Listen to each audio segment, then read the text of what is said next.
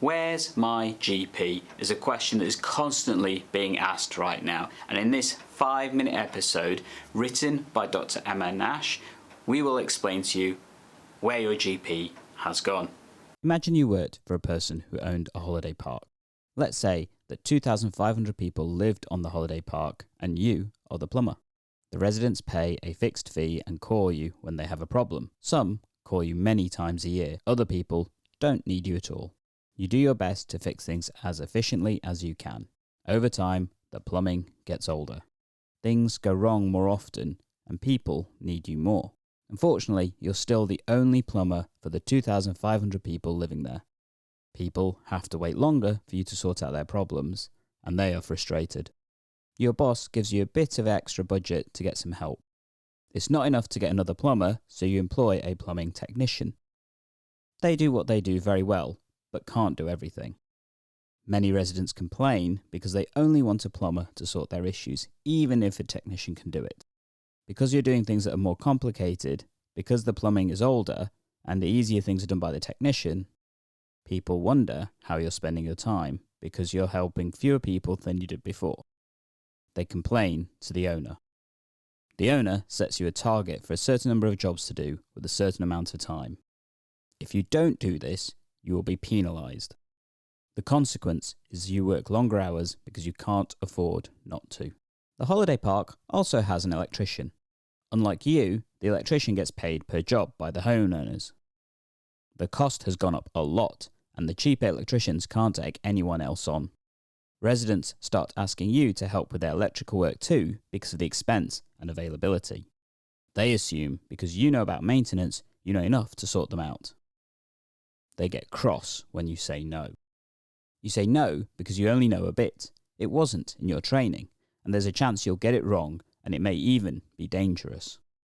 There is a lot of grumbling in the residents group about the shortage of affordable electricians, but also about you refusing to help. The park owner gets the supplies for your plumbing delivered to you from a large company which he also owns. Unfortunately, demand for the delivery service means there is a delay in getting the parts. People are left with broken plumbing for longer. The park owner contacts the company manager to discuss it. They say that the parts can get there quicker if you go collect them. The owner tells you this is what needs to happen so the company can get through more orders. The owner doesn't pay you any more for this extra task.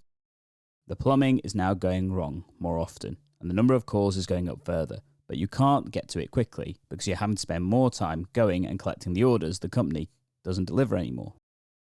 The park owner is pleased because the speed of deliveries increases a little bit, which he thinks is good for his reputation. Meanwhile, your plumbing assistant quits because they can't cope with the pressure anymore and they decide to go work abroad. You try to replace them, but no one wants to be a plumbing assistant or a plumber much these days. As time goes on, the reputation of the holiday park falls, with the lack of plumbing service cited as the main reason. People tell you that you need to do more and solve problems more quickly. Other large companies start asking you to collect their deliveries too because they're struggling to meet their targets. The media starts questioning what you do and think you ought to do better because you're not working hard enough. The MP asks what you're doing to earn your money. The government makes pledges that they will address the plumbing business because it turns out it's not just you.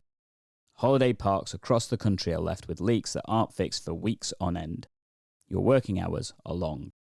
Although your opening hours for calls were 8 a.m. to 6:30 p.m, you've collaborated with 3 other plumbers, so between you open later at night and weekends at your park area. After work, you spend another 10 to 15 hours each week doing your paperwork, making sure your training is up to date. Sort out accounting. Make sure that you demonstrate standards are met for inspection, and more unseen and unrecorded tasks relating to your job beyond the practice of plumbing.